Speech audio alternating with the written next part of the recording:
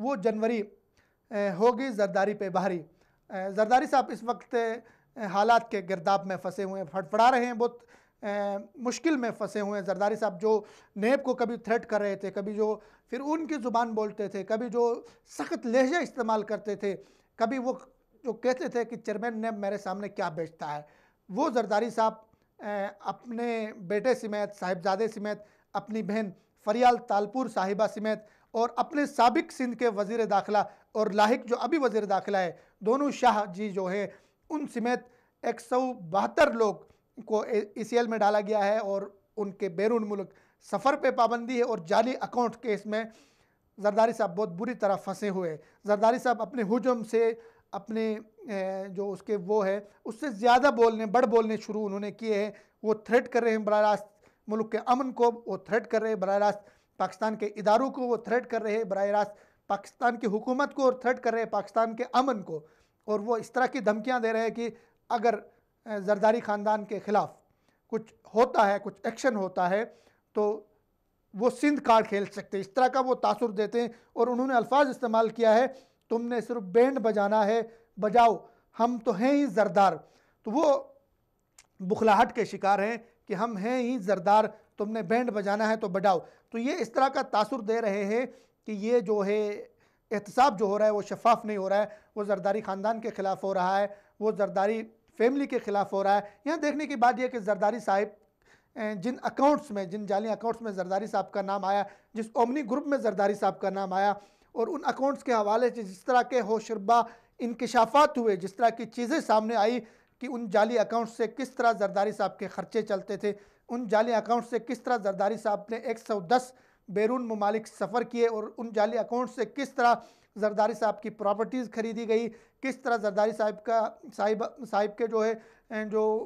साहिबजादे थे, बिलावल हाउस के घर के जो है खर्चे चलते रहे, उनके कुत्ते के खर्चे चलते रहे, उनके बकरे के सदक़े जो बकरे सदक़े किए थे उनके खर्चे चलते रहे, जरदारी साहब के कपड़ों की इस्त्री के खर्चे, ये सारे जाली अकाउंट से चलते रहे। और ऐसे जाली अकाउंट्स जिनमें बहुत सारे ऐसे लोगों के नाम पे थे जिनकी अपनी ज़िंदगी के अकाउंट्स बंद हो चुके हैं, जिनकी अपनी ज़िंदगी की शमع गुल हो चुकी है, जिनकी अपनी ज़िंदगी का बाप बंद हो चुका है, जो इस दुनिया से बहुत पहले रहलत कर चुके हैं, जो इंतकाल कर चुके हैं, ऐसे लोगों के नाम पर भी अकाउंट्स खोल के जरदारी साहब उन अकाउंट्स के ज़रिए ट्रांजैक्शन और इस तरह के काम करते थे। तो जरदारी ग्रुप और दूसरा जो ओमनी ग्रुप है उनके ताल्लुकात, कहा यह जा रहा है कि जरदारी साहब के ख़िलाफ़ जिस तरह के डॉक्यूमेंटेड वो है सबूत है, जिस तरह के एविडेंस हैं, इस तरह नवाज़ शरीफ के ख़िलाफ़ नहीं थे। जरदारी के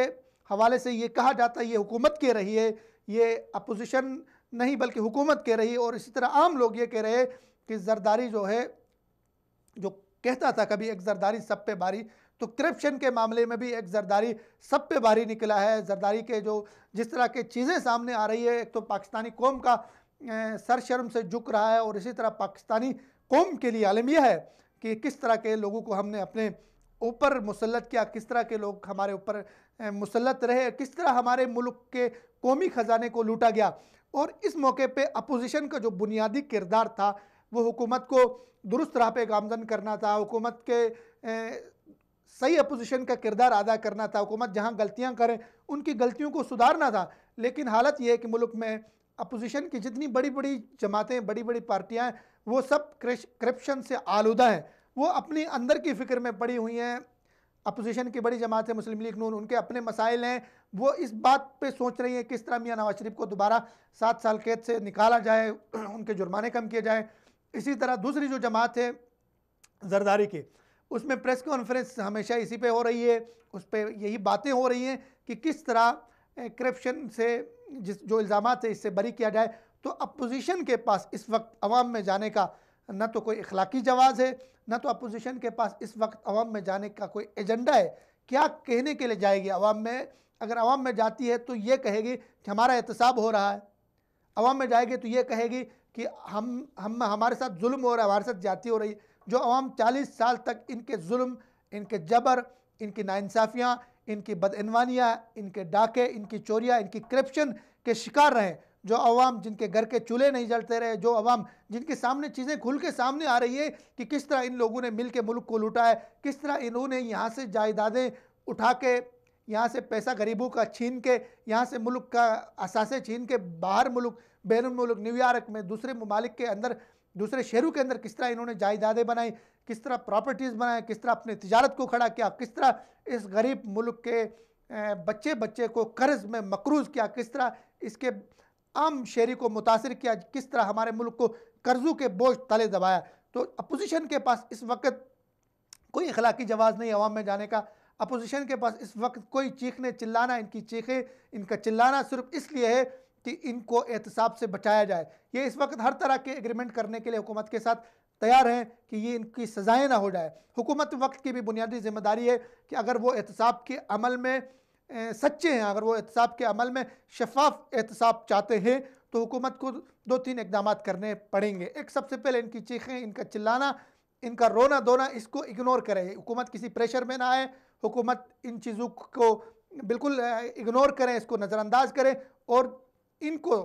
इंसाफ के कटहरे में खड़े करें। और इन्होंने जो जायदाद लूटी है इस मुल्क की, इन्होंने जो ख़जाने को कौमी लूटा है, नुकसान पहुँचाया कौमी ख़जाने को, जिस तरह की करप्शन की, जितनी करप्शन की है, वो सारा मुल्क का पैसा है, इस मुल्क के बच्चों का पैसा है, इस मुल्क के मुस्तकबल का पैसा है, उसको अपने इस मुल्क में वापस लाया जाए। इनकी जो जायदादें सिर्फ ज़ब्त करना काफ़ी नहीं है। ओमनी ग्रुप, जरदारी ग्रुप, शरीफ फैमिली की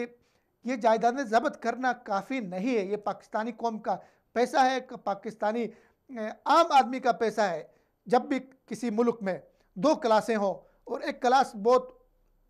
अमीर हो, दूसरी क्लास गरीब हो, तो उस वक्त याद रखो जो अमीर क्लास होती है वो गरीब क्लास के चोरियां करके, उनकी करप्शन करके, उनके पेट काट के वो अमीर हो चुके होते हैं। तो जब भी दुनिया में इस तरह के, हमारे मुल्क में जिस तरह के है कि